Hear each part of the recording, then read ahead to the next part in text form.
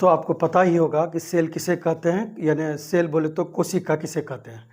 लेकिन आज मैं जो टॉपिक लेके आया हूँ वो है केंद्रक या न्यूक्लियस। यानी कोशिका के अंदर एक रचना पाई जाती है जिसे हम केंद्रक या न्यूक्लियस कहते हैं। आप ऐसे भी कह सकते हैं कि कोशिका के अंदर जो कोशिका द्रव यानी साइटोप्लाज्म जो पाया जाता है, साइटोप्लाज्म के बीच में एक गोल गाढ़ी डेंस लाइक स्ट्रक्चर पाया जाता है जिसे हम केंद्रक या न्यूक्लियस कहते हैं।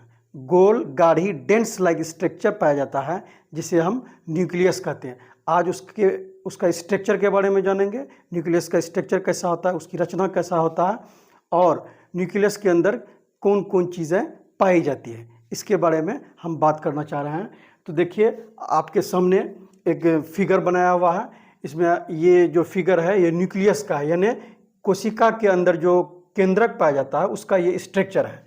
तो आप स्ट्रक्चर में ऐसे देख सकते हैं कि ये जो केंद्रक है यानी जो न्यूक्लियस है ये डबल बॉन्डेड होता है, यानी दो परत से यानी दो झिल्ली से घिरा होता है। आप यहाँ देख सकते हैं ये दो बॉन्ड है, डबल बॉन्डेड मेम्ब्रेन से कोशिका का जो केंद्रक है वो चारों तरफ से घिरा होता है, जिसे हम केंद्रक झिल्ली कहते हैं हिंदी में, और अंग्रेजी में जो है न्यूक्लियर मेम्ब्रेन कहा जाता है।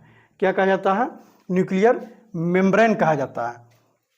और आप यहाँ देखे होंगे कि ये जो न्यूक्लियर मेम्ब्रेन है, जो डबल बॉन्डेड मेम्ब्रेन है ना, तो यहाँ पे इस जगह यानी दिखने में आपको आता होगा कि स्पेस टाइप का है ना, स्पेस टाइप का। इसको केंद्रक छिद्र बोलते हैं। इसको क्या बोलते हैं?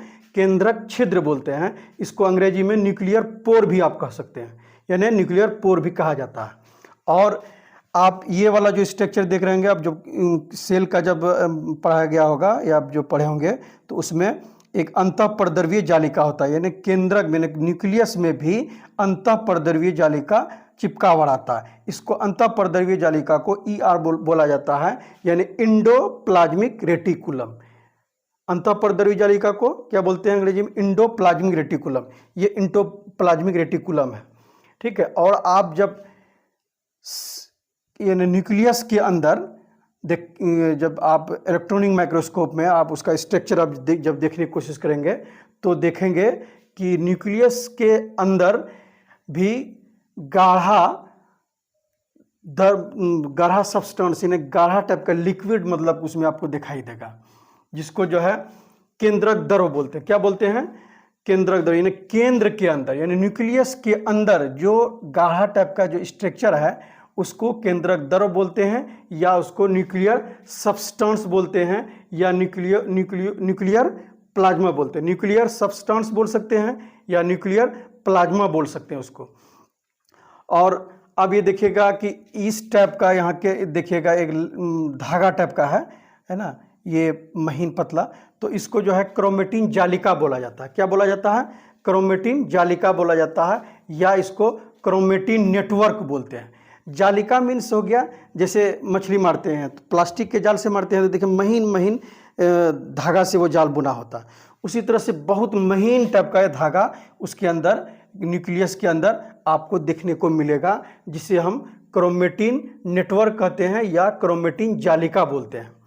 अब ये सवाल है कि क्रोमेटिन जो जालिका है या नेटवर्क है वो बना होता है किसका? प्रोटीन का और DNA का बना होता है। किसका बना होता है? प्रोटीन का और DNA का बना होता है। ये जो क्रोमेटिन नेटवर्क है, ये क्रोमेटिन नेटवर्क प्रोटीन और DNA का बना होता है। तो DNA का फुल फॉर्म क्या होता है? DNA यानी डीऑक्सी राइबोज न्यूक्लिक एसिड। यानी ये जो क्रोमेटिन जालिका है तो डीऑक्सी राइबोज न्यूक्लिक एसिड का बना होता है और प्रोटीन का बना होता है। ये दोनों पदार्थ से यानी मैटर से बना होता है। DNA का full form deoxy ribose nucleic acid. आप लिख भी सकते हैं, लिख लीजिए तो ज़्यादा अच्छा रहेगा। तो ये इसका बना होता है। तो जब ये क्रोमेटिन जालिका जो है कुछ दिन के बाद जब वो मैच्योर होने लगता है कोशिका के अंदर यानी केंद्रक के अंदर न्यूक्लियस के अंदर, ये क्रोमेटिन जालिका धीरे धीरे मोटा हो जाता है, यानी रॉड लाइक स्ट्रक्चर बनने लगता है। तो बन करके ये टूट जाता है, बन करके ये टूट, जब बड़ा हो गया, मोटा हो जाता है, तो एक टाइम, एक पीरियड आता है उसका जब क्रोमेटिन जालिका टूट जाता है। तो क्रोमेटिन जालिका को ही क्या कहा जाता है? गुणसूत्र कहा जाता है। इसको क्या कहा जाता है? गुणसूत्र कहा जाता है। आपको क्या बता रहे हैं कि क्रोमेटिन जो जालिका होता है, यानी क्रोमेटिन नेटवर्क डीएनए और प्रोटीन का बना होता है, लेकिन जब क्रोमेटिन जालिका एक टाइम पीरियड के बाद वो मोटा हो जाता है और वो मैच्योर हो जाता है, तो मैच्योर और मोटा होने के बाद वो रॉड लाइक स्ट्रक्चर दिखता है। तो रॉड लाइक स्ट्रक्चर जो है एक टाइम ऐसा आता है जो वो 2 खंड में, 3 खंड में वो बढ़ जाता है। तो बढ़ने के बाद वो जो टूट गया, तो उसी को आगे चल के उसका नाम बदल जाता है, क्रोमोसोम कहा जाता है, यानी उसको गुणसूत्र कहा जाता है। आपको गुणसूत्र से समझ में आ गया होगा कि यानी यही क्रोमेटिन नेटवर्क या में ही क्या था कि सभी जीवित प्राणी का गुण रहता है, यानी जितना भी जीवित प्राणी है सब में कोशिका है, तो सब कोशिका में केंद्रक पाया जाएगा जीवित कोशिका में।